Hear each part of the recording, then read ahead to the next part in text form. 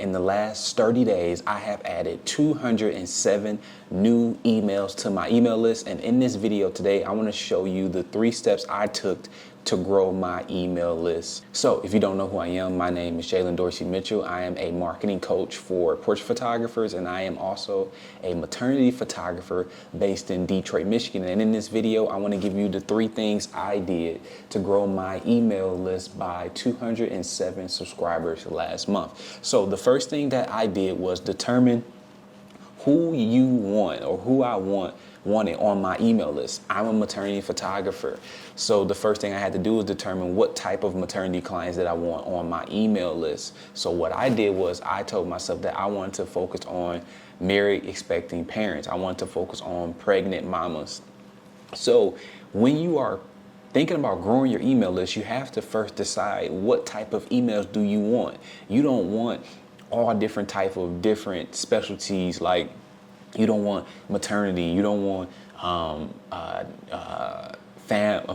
maternity family, you don't want birthday and boudoir, and you need to find the one type of client that you want on your email list. And for me, that type of client was a maternity client. That was a pregnant mama, preferably pregnant mamas that are married.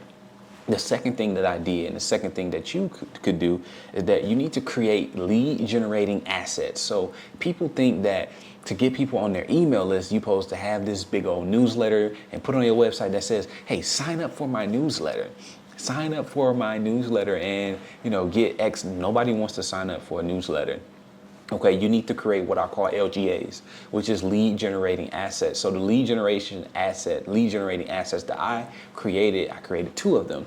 The first one was lead magnet. So if you don't know what a lead magnet is something, a free resource actually, that you give to your clients in exchange for their name and email address, so that you can market to them in the future and so that they can become a lead. So if you are having trouble thinking about what type of lead magnet you want to create, just think about what are some micro wins you can help your client get.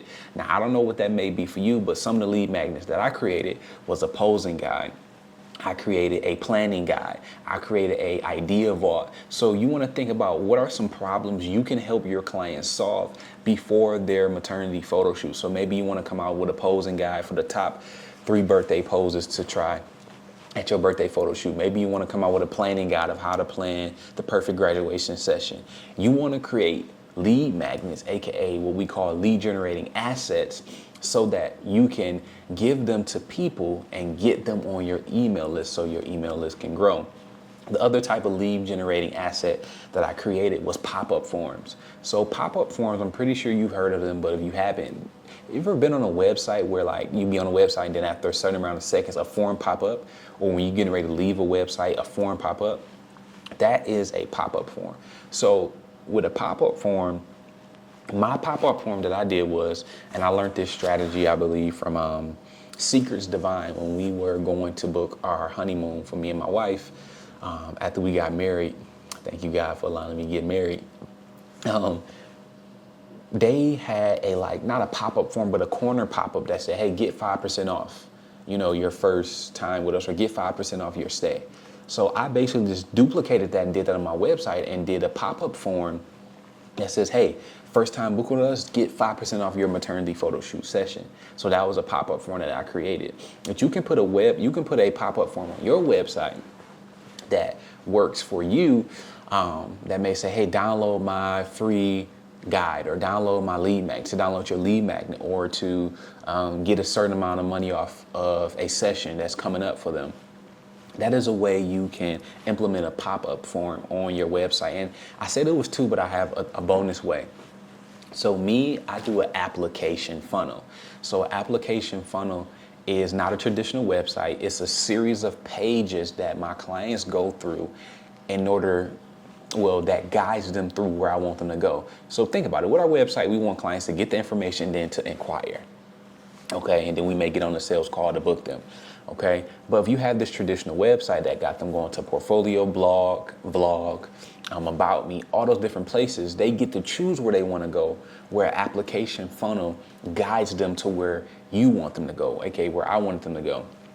So my application funnel is a lead generating asset because you cannot inquire with me unless you take the first step, which is you're putting your first name in, email, and then your due date. Because you know that everybody that comes to your website is not ready to book.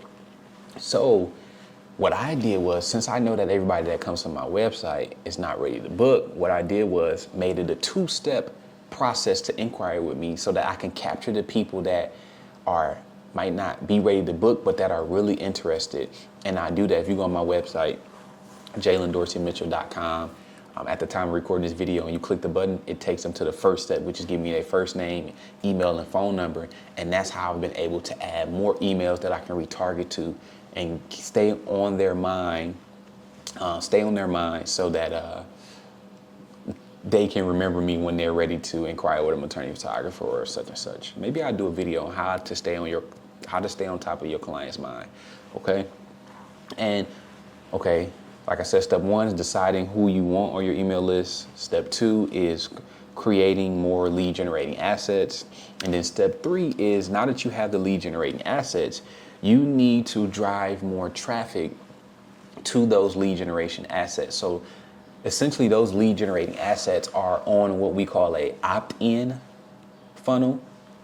And an opt-in funnel, yeah, we getting real businessy today. An opt-in funnel is basically a series of pages that,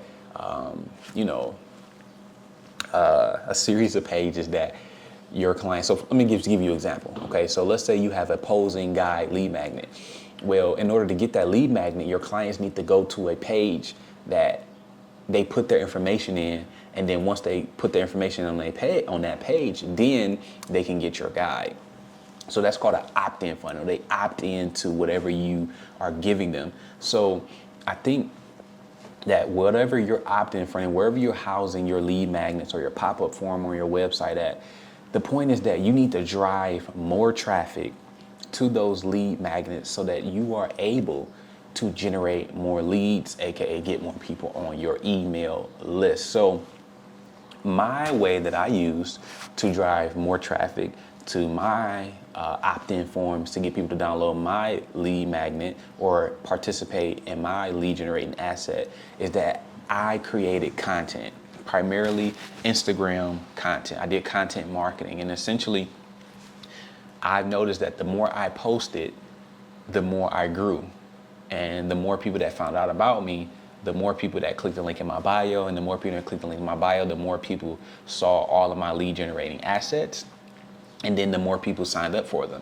So you literally just have to drive more traffic to your lead generating assets, your opt-in funnels, your opt-ins, your website, and etc. And then your email list will grow. Everybody that comes to your website is not going to opt into whatever you have, but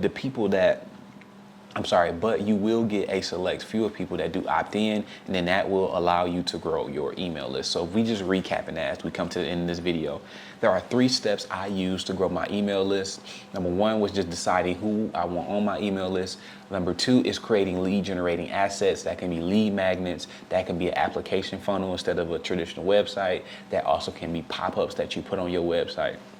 And number 3, once you have those lead generating assets created, now you just need to get people to those assets, which is called traffic. So you want to get traffic to those assets. And of course, the more traffic you get to those assets, the higher your conversion rates will be, and the more people you will get on your email list. So if you like this video, just smash the like button. Leave me a comment below if you have any more questions. And also, I have a free marketing community called the Marketing Community for Portrait Photographers. Just type that in on Facebook groups, or click the link in the description, and it'll take you straight to it. I'll catch you on the next video.